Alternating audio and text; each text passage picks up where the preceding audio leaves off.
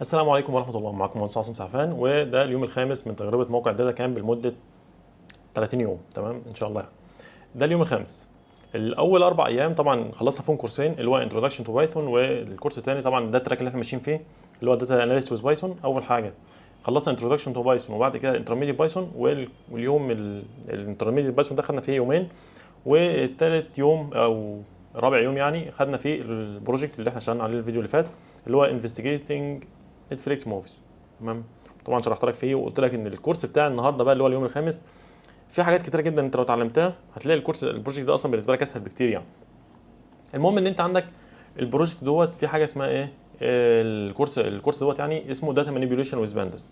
داتا مانيبيوليشن ويز بانداس ده من اهم الكورسات اللي انت لو داخل في اي بروجكت انت محتاج ان انت تكون متعلم الكورس ده. لو انت داخل باي بروجكت يعني هتعمل فيه مع بانداس وكده يعني محتاج تكون متعلم الكورس ده، وهنمشي فيه كده بالتفصيل واقول لك بيه على السريع كده ايه اللي الواحد يتعلمه في الكورس دوت وليه هو مهم. تمام. ده كده الواجهه بتاعت الكورس بقى لما انت تخش من داخل المنصه يعني وكده. تمام. هنخش هنا اول حاجه من ترانسفورمنج. هو في كذا سيكشن زي ما احنا شايفين، الترانسفورمنج داتا فريم، اجريجيتنج داتا فريمز، سلايسنج ومش عارف ايه، وكرييتنج اند فيجواليزنج داتا فريمز. ناخد بصه على السريع كده فيهم. اول حاجه فين اول حاجه طبعا انتروداكشن تو داتا فريم، هيقعد بقى يكلمك ازاي اصلا تشوف الداتا فريم. انا ناخد بصه كده على السريع منهم يعني، مش هنخش في مش هنخش في تفاصيل قوي يعني. هيعرفك طبعا احنا هنمشي في الكورس نعمل ايه بالظبط يعني، ويوريك شكل الداتا فريم وانها عباره عن تيبلز وكلام من ده. وبعد كده طبعا هيبدا يقول لك ان احنا اول حاجه لما عندنا داتا فريم ازاي بنستعمل كلمه دوت هيد ديت او الدوت هيد اللي قدامك دي عشان خاطر نبدا نعرف من خلالها يظهر لنا اول 5 سطور او اول 5 صفوف يعني من الداتا بتاعتنا. طبعا دي قلت لك مهمه جدا ان احنا كنا نتعلمها قبل ما نخش في البروجكت اللي قبله عشان خاطر ناخد بصه اصلا على البروجكت. المفروض ان انت لو كنت متعلم اول كورسين بيتهيألي ما ذكرش فيهم كلمه دوت هيد ده اساسا، وده حاجه مهمه جدا انت تكون متعلمها. بعد كده دوت شيب برضه قلت لك انها مهمه جدا عشان تعرف الداتا بتاعتك اصلا حجمها عامل ازاي وكده. طبعا هو جاي يشرح لك الوقت انت فاهم، بس مفيش مشاكل يعني، تقدم متاخرا خير من الا تاتي. وبعد كده في داله بتطبق برضه على الداتا فريم اسمها دوت ديسكرايب، والحاجات دي كلها بقى هيبدا يشرح لك بقى كل حاجه. اول درس ممتاز جدا هيعرفك ازاي تاخد فكره كده عامه على السريع عن الداتا فريم بتاعتك. دي كده اول درس في البتاع. طبعا اول تاني والتالت درس هيخليك تطبق فيهم الاكسرسايز اللي اي حاجه عليها علامه الكود دوت، يبقى معناه ان هو اكسرسايز مش بيشرح لك في حاجه جديده يعني قوي، بس في نفس الوقت بيبقى فيه معلومات جديده بتضاف كده وانت ماشي. دي كده اول حاجه اللي هو بتاع الانترودكشن. بعد كده هيخش في تاني حاجه واللي هو السورتنج والسب سيتنج والكلام ده كله يعني. هيبدا برده يشرح لك فيها حاجات زي السورت فاليوز، ازاي ترتب الداتا فريم بتاعتك لو انت عايز مثلا ترتبها بناء على حاجه معينه. زي ما انت شايف هو مرتب مثلا بناء على الويت او الكيلو جرام. تمام. الترتيب هيطلع لك بالشكل ده كده. لما تبدا مثلا ترتب ممكن ترتب عن طريق اكتر من حاجه، يعني نرتب الاول على اساس دوت، ولما يتساووا دوت نرتب على اساس دوت وهكذا. وبعد كده بقى ممكن تختار انت عايز الترتيب بتاعهم التصاعدي ولا تنازلي والكلام ده. فده كده الترتيب والحاجات دي كلها طبعا. وبعد كده يدخلك في حاجه اسمها السب سيتنج اللي هو ازاي بنطلع مثلا عايزين نطلع جزء معين من الداتا فريم، مش عايزين داتا فريم كامله، ازاي بنعمل الكلام ده كله. طبعا برضو يعني الكلام ده كله انت كنت اتعلمته كبدايه في الكورس الثاني، لكن هو الوقت طبعا بيشرح لك بالتفصيل، هيشرح لك بقى كل حاجه فيه بالتفصيل وازاي تعمل فلترنج والكلام ده كله. نفس النظام ازاي تعمل فلترنج لو انت عندك الداتا فريم بتاعتك فيها كاتيجوريكال داتا، يعني مش بس ارقام او كده. احنا كل اللي احنا كنا بنتعامل معاه قبل كده كان الى حد ما شويه ارقام وكده يعني، او حتى لو بيانات بس ما فيهاش كاتيجوريكال قوي يعني. كاتيجوريز اللي هي زي مثلا لو انت عايز تطلع الافلام الفيلمز مثلا اكشن ودراما مثلا من حاجه من داتا فريم معينه وهكذا، بتستعمل حاجه اللي هو اسمها دوت از ان والكلام ده كله يعني. هشرح لك طبعا في الكورس بالتفصيل، انا مش هخش في التفصيل بتاع كل حاجه، لكن انا بوريك كل حاجه كده هو شغال فيه في الكورس دوت على السريع. بعد كده ازاي تعمل كولومز جديده زي ما احنا شايفين، هيقول لك ازاي تعمل كولوم، ازاي تضيف كولوم جديد، ازاي تعمل حاجه اسمها الفيتشر انجينيرنج، يعني الى حد ما ده جزء منها اللي انت ازاي تعمل كولوم جديد بناء على بيانات اصلا موجوده عندك في الداتا بتاعتك. مثلا لو انت عندك حاجه مثلا زي البي ام اي، يعني انت لو عندك حاجه مثلا زي البي ام اي بتحسب من الويت والهايت، فانت دلوقتي عندك الهايت والويت. تمام. هتحسب منهم اللي هي البي ام اي. بس طبعا ممكن يبقى انت عندك مثلا الهايت مثلا بالسنتيمتر مثلا، وانت محتاج عشان خاطر تحسب الحسبه مثلا يكون الهايت باستعمال المتر، فهو اعمل كولوم تاني باستعمال المتر والكلام ده كله. انت ممكن تعملها كلها في خطوه واحده يعني، بس ما فيش اي مشاكل. المهم ان هو يعني هياخدك فكره كده عامه ازاي تطلع وتفلتر الداتا بتاعتك والكلام ده كله. ده كده اول سيكشن في الكورس ده. يعني انت كده عرفت دلوقتي ازاي تستكشف الداتا بتاعتك، وازاي تبدا ترتبها، وازاي تضيف فيها كولومز جديده. ده كده اول سيكشن. تاني سيكشن الاجريجيتنج، او ازاي تطلع بيانات لحد ما لها علاقه بقى بالارقام. لو انت مثلا عايز تجيب مثلا متوسط الستاندرد ديفيشن، الكلام ده كله، ده هيخش لك في سيكشن 2، هيبدا يتكلم عنها ازاي تطلع السمر ستاتستكس. اساسا هتلاقي ان انت عندك برضو ايه في كذا دوال، زي مثلا انت ممكن تاخد كولوم معين وتبدا تجيب المتوسط بتاعه، ممكن تجيب المينيمم الماكسيمم الكلام ده كله يعني. ممكن تضيف في حاجه اسمها فانكشن اسمها دوت اجريجيت، اللي هي دوت اللي هي الثلاث حروف اللي قدامك دولت يعني كده. ديت بتبدا انت بقى تعمل انت داله انت او عندك دوال معينه تبدا تنفذها على كولوم معين. طبعا زي ما قلت لك الكلام ده كله هو يشرحه لك بالتفصيل وانت ماشي. كوميرتيف سم والكلام ده كله مهم جدا برضو انت تتعلمه، عشان خاطر بيفيدك ان انت تختصر حل دوال كتير، بدل ما تقعد تستعمل مثلا فور لوب والكلام من ده كله، لا تبقى داله قد كده اهوت بتخلص لك العمليه كلها في وقت سريع جدا. بعد كده طبعا الكاونتنج، ازاي تعد الحاجات. مثلا لو انت عايز تعد مثلا الفاليوز موجوده في قيم معينه ومش عارف الكلام ده كله يعني، هيبدا يشرح لك في الدرس دوت. وطبعا كل زي ما قلت لك كل درس وراه التطبيق بتاعه، تمام. وازاي لو انت عندك دوبليكيتس وحاجات مثلا مكرره ازاي تتعامل معاها.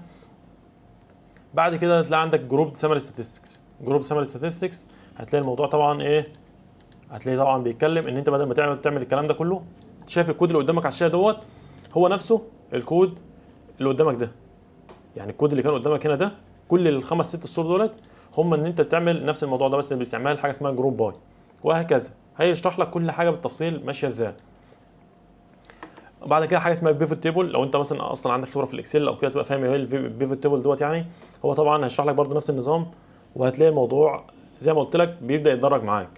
وهتلاقي ان انت بقى ايه، لو انت ما عندكش خبره بالموضوع ده قبل كده، هتلاقي ان انت محتاج مثلا تروح على اليوتيوب تتفرج على فيديو بالعربي عن ايه البيفوت تيبل ده اصلا وبيعمل ايه والكلام ده كله، وترجع تكمل معاه لو انت ما عندكش اي خبره نهائي، بحيث ان انت يبقى انت عندك مثلا ايه، انت هتفهم منه ايه البيفوت تيبل ده بيبقى فيه ايه مثلا.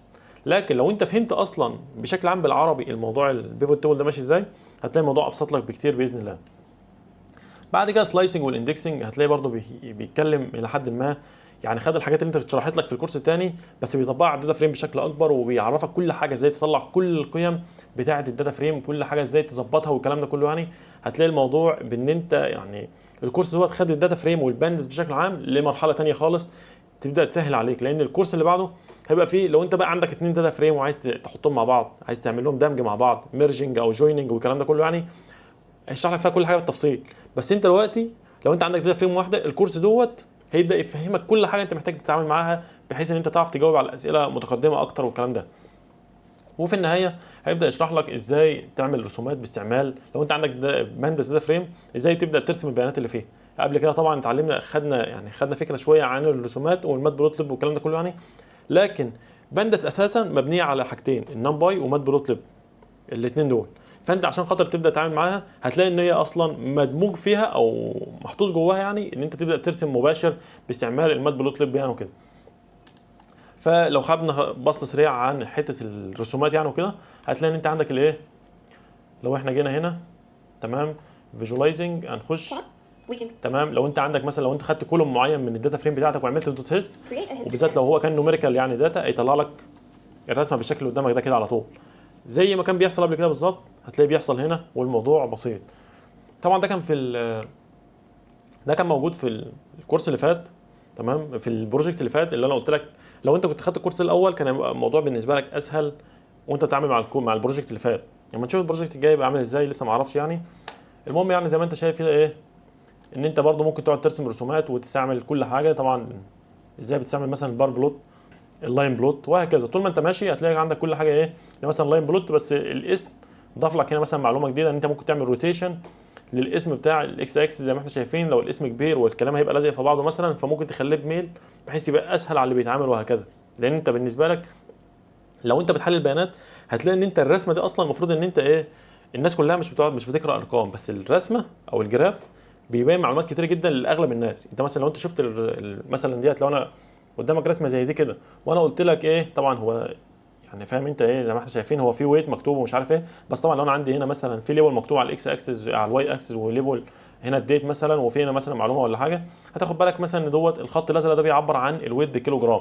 فانت ايا كان انا كاتب لك ايه في الموضوع، هتاخد بالك ان الويت زي ما احنا شايفين مثلا مع الزمن الويت بيبدا بقى يحصل له مثلا فلكشويشن، اللي هو مثلا بيطلع وينزل وهكذا يعني.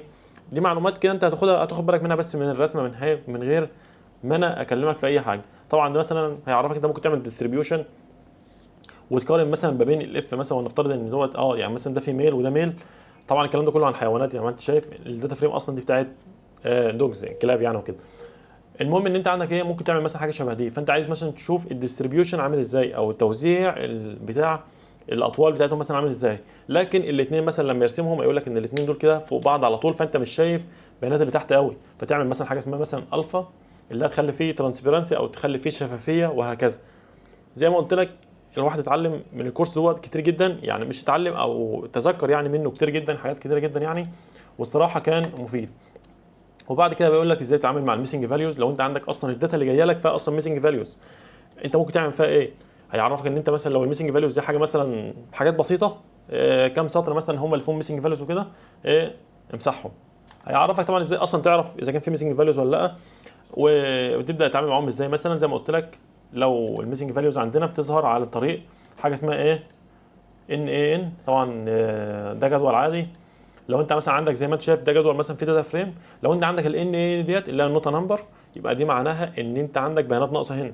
ففي الحاله ديت هتبدا تستعمل دوال معينه زي مثلا ايه، ايا كان اسم الداتا فريم تكتب بعدها دوت از ان ايه، تمام. هيبدا يطلع لك داتا فريم بالشكل الكبير ده. طبعا انت مش هتعمل معاها اصلا، انت هتبدا تاخد على طول على دوال ثانيه زي مثلا دوت اني او دوت سم بالشكل ده كده. الدول دي كلها هتساعدك ان انت ايه، تبني معلومات هل انت عندك في ميسنج فاليوز ولا لا، وبالتالي تبدا تتعامل معاها. زي ما قلت لك ممكن تمسح الحاجات اللي فيها مثلا ميسنج فاليوز، ممكن تمسحها باستعمال مثلا داله زي دي كده، او ممكن تحط لها انت قيمه معينه، ولنفترض مثلا ايه القيمه دي مثلا بصفر. لو هي مثلا مبيعات والقيمه دي مش موجوده، انت ممكن تحسب ان المبيعات في اليوم ده كانت صفر فرضا يعني. ممكن انت تحسب ان هي مثلا بقيمه المتوسط بتاعت الحاجات الثانيه وهكذا. دي كلها دوال او حاجات هتساعدك جدا وانت شغال مع اي داتا فريم. وفي النهايه زي ما قلت لك بيعرفك اصلا بقى ازاي اصلا تقرا الريدنج الداتا فريم، وازاي بعد مثلا ما تاخد داتا فريم معينه مثلا وتفلترها وتظبطها وتعمل فيها كل حاجه، ازاي تحفظها في سي اس في تاني. انت كنت جايبها مثلا من قارئ ملف سي اس في وعايز ترجعها تاني في ملف سي اس في، بحيث ان انت بقى ايه مش كل مره تبدا تعمل الفلاتر بتاعتك من تاني، لا انت اصلا عملت فلاتر كلها مره واحده تحفظها في فايل سي اس في متظبط وكل حاجه. طبعا الحاجات دي كلها زي ما قلت لك يعني هو شرحها في الكورس باستفاضه رهيبه جدا. عشان خاطر تستعمل ترجعها في ملف سي اس في، بتبقى عندك مثلا داتا فريم بعد ما انت ظبطتها وعملت فيها كل حاجه، بتعمل بس بعدها داله واحده دوت تو اندرسكور سي اس في مثلا، وبتحط الاسم اللي انت عاوزه وبعد كده تكون اتظبطت. فبشكل عام الكورس اللي هو اسمه داتا مانيبيوليشن وذ بانداز، الكورس دوت مهم جدا جدا جدا جدا يعني لو انت اصلا اخدته من اي مكان يعني. المهم ان الكورس دوت لوحده كده مهم جدا لو انت هتفهم منه كل حاجه ازاي بتتعامل مع بانداز. طبعا زي ما قلت لك يعني في جزء كبير من الحاجات دي كلها الواحد كان شرحها الحمد لله في الكورس بتاع البايثون اللي انا كنت عامله عندي على القناه، لكن ما كانش فيه بقى جزء التطبيق العملي. انت طبعا بتطبق ورايا فانت هتلاقي نفسك بتكتب انت الاكواد وخلاص وكده، انما هنا التطبيق العملي انت مجبر انت تطبق الى حد ما. زي ما قلت لك ممكن الكورسات اللي قبل كده انا ما كنتش حاببها قوي، كنت حاسس ان ترتيبها مش احسن حاجه وما بيوضحوش الى حد ما، بس من الكورس دوت يعني كان فاهم انت ايه، حسيت ان لو واحد اتفرج عليه هيبدا ياخد الى حد ما ويشوف نتيجه الى حد ما كويسه شويه من اول الكورس ده. طبعا زي ما قلت لك يعني مش عارف بقى هل المفروض، طبعا زي ما قلت يعني الجزء برضه من اللي كان مضايقني فيه ان الكورسات ما من ساعه ما كنت دخلت على الموقع من ايام زمان خالص، يعني مثلا الكلام ده كان مثلا سنتين ثلاثه نفس الكورسات. فاهم انت الفكره اللي هو مثلا ايه، انت ممكن مثلا تشوف الكورس وبالذات ان انت المنصه اصلا كلها قايمه لحد دلوقتي، يعني مثلا ايه ما كانش مثلا كورس معمول وبعد كده مثلا المنصه بقت مهجوره او كده، لا المنصه شغاله واعلاناتها وكل حاجه شغاله لحتى الان. فانت المفروض ان انت مثلا ولنفترض ان في كورس معين انت شايف ان هو ما جابش نتيجه قوي او شايف ان الترتيب بتاعه مثلا ما كانش احسن حاجه، ممكن ترجع تصور الكورس تاني وتظبطه يعني ما فيش اي مشاكل. بالذات ان زي ما قلت لك المنصه لحتى الان منصه قايمه ومنصه كبيره وتعمل عروض وعليها مشتركين كبير، يعني زي ما انت شايف كورس زي ده لوحده اتفرج عليه او شارك فيه 378 الف طالب.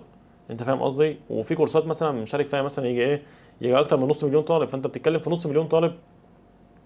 يعني المنصه اولا بتجيب دخل محترم وفي نفس الوقت ايه، مستمره. فانت في الحاله ديت ليه ما استثمرش فيها؟ ولو في كورس معين كان في الاول مثلا مشروع في الاول بطريقه معينه والدنيا اتحسنت احسن طريقه شرحه وهكذا يعني. دي كده نظره عامه عن اليوم الخامس، اليوم الخامس تقريبا. واتمنى طبعا يعني يكون الكلام لحد ما واضح. عارف ان في حاجات مثلا ممكن يكون الواحد يتكلم فيها بسرعه او كده، بس طبعا انا بنقل لك الصوره مش بشرح لك الا بشكل عام، يعني انا بحاول ان انا انقل لك الصوره، وربنا يكرم ان شاء الله ونشوف بعد 30 يوم. زي ما قلت لك ال 30 يوم دول 30 يوم بتوعي انا، ما انتش لازم ان انت لو انت دخلت على الموقع تمشي في نفس ال 30 يوم دول، خدهم يا عم في شهرين، ثلاث شهور. انت كده كده اصلا الاشتراك على الموقع اشتراك سنوي تدفعه وتقعد السنه كلها عليه. ف دي كده فكره عامه عن الكورس دوت داتا مانيبيوليشن. هنشوف بقى ان شاء الله البروجكت اللي بعده المفروض ان هو يتحل ازاي. بنسبه كبيره طبعا مش هشرح بقى البروجكت زي ما انا عملت مع البروجكت اللي فات، لا ممكن اخليك ايه يعني تاخد فكره كده عامه عن الاسئله وطريقه الاجابه عليها بتكون عامله ازاي والكلام ده كله يعني.